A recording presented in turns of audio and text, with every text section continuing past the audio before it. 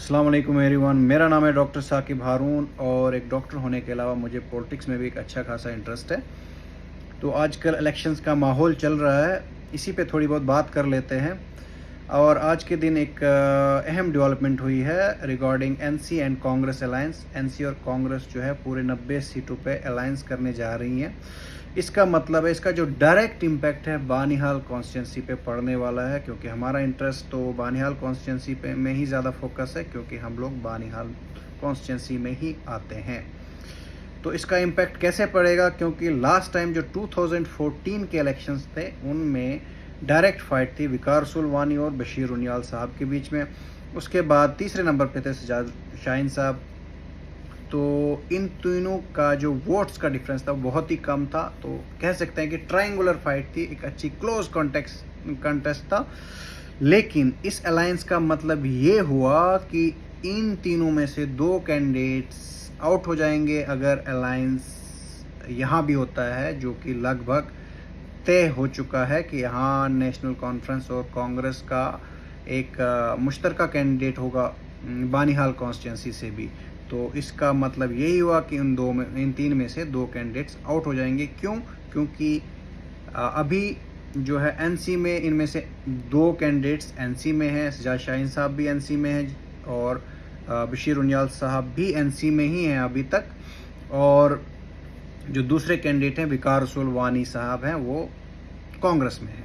तो इसका मतलब अगर एनसी का कैंडिडेट लड़ता है तो फिर भी दो आउट हो जाते हैं, और अगर कांग्रेस का लड़ता है तो फिर भी दो आउट हो जाते हैं, बशर्ते इनमें से किसी ने बगावत नहीं की। अगर किसी ने पार्टी से बगावत कर ली तो वो इंडिपेंडेंट भी लड़ सकते हैं। लेकिन अगर पार्टी हाईकमांड की बात मान ली और पार्टी के जो इंस्ट्रक्शंस हैं उनको फॉलो किया, तो उसमें से फिर ये दो इसमें से आउट हो जाते हैं। और फिर रहती है जो फाइट है वो डायरेक्ट फाइट रहेगी। इम्तियाज शान जो है पीडीपी के, और मोस्ट प्रोबेबली कांग्रेस को ही मिलेगा यहाँ से मैंडेट, और वो हैं विकार रसूल वानी साहब। तो इन दो में से डायरेक्ट फाइट रहेगी। लेकिन क्या सजाद शाहीन साहब या रुनियाल साहब कांग्रेस के लिए कैंपेन करेंगे, विकार रसूल वानी के लिए कैंपेन करेंगे? ऐसा होता हुआ मुझे बिल्कुल भी नहीं दिख रहा है। और ये मुझे लग रहा है नेक्स्ट टू इम्पॉसिबल कि खड़े होकर रुनियाल साहब बोले कि आओ जी विकार रसूल वानी को वोट दो, जिन्होंने 10 साल हमारी आवाम के साथ जुल्म किया है, जिन्होंने 10 साल हमें लूटा है, हमारा हक खाया है, तो उनको आओ वोट दो।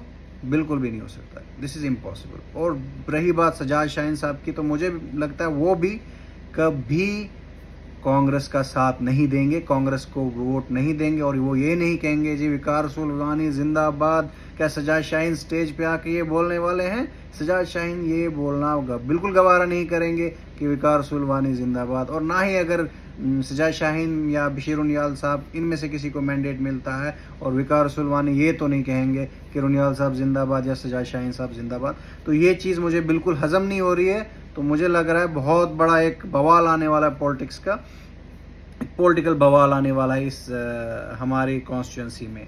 शायद इनमें से सजाद शाहीन साहब या रुनियाल साहब, इन दो में से कोई एक इंडिपेंडेंट लड़ने जा रहा है, जहां तक मुझे लग रहा है। लेकिन कुछ ही दिन में ये चीज़ें क्लियर हो जाएंगी।